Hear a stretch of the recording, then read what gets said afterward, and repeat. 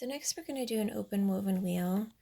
For my example in the pattern I did French knots inside. If you can even see them in there. They're hiding in there somewhere. I think it looks cool doing the woven wheels like this with something hiding inside. I'm actually going to do satin stitch on the center of this one because I've never done that before. So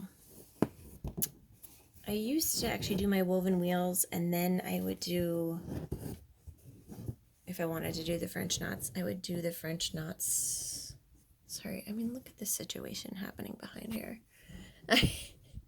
I feel like some strands of floss are just, they can't not do that. But really, it's like every single time I take a stitch with this red, that is happening. Okay. Alright, so I'm going to make a little satin stitch center. Doesn't have to be perfect because the edges are going to be covered. Okay, so what I was saying is, so I used to do just a regular woven wheel, and then I would do like French knots on top in the center, and it still looks cool. It kind of flattens the wheel a bit. There's something about doing the center first and then doing the woven wheel around it. I don't know, it looks like something magical is happening in the center because you can't quite see, but you know there's something.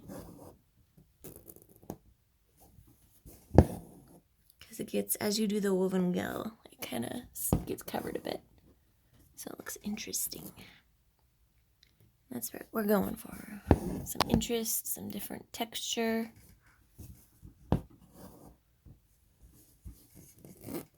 I don't think I need this stitch, but my circle is not a circle without it. Here we go. Alright, I had to back out the camera because I'm afraid this is going to get kind of messy here. With me bonking into things. Okay, so I switched colors because why not? Why not switch to purple pink?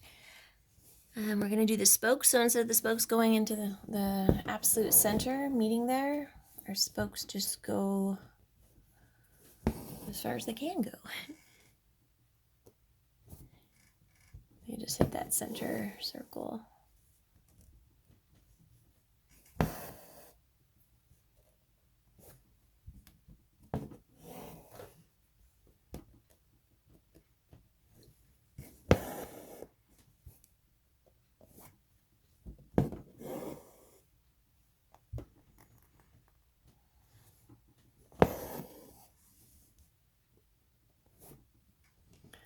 Alright, so now we have our spokes. You can start anywhere along here. I'm just starting here for kicks, and we're going to do our weaving like we would with a regular woven wheel. So over, under, around and around. So over that one, under this one, over here, under here. If you've watched me do these before, you know that I really don't like doing them when I have my hoop clamped. I just find it very awkward on my wrist, and I tend to bonk into things like cameras. It's doable, but a little more awkward and not as fast as if I am actually detached from my clamp. If you're curious, I am using a table vise for a clamp. It's just like from a hardware store. It's not like a craft specific device. I only use it when I am filming. Usually I just hold my hoop in my hands.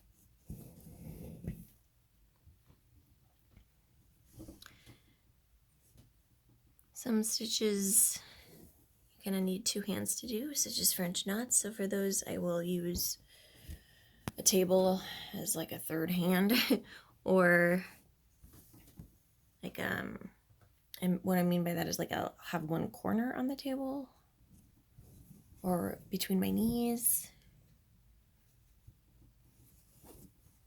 I'm not a huge clamp fan. That was a close one. I almost stabbed. I kind of stabbed like a previous strand. It could have gone very poorly.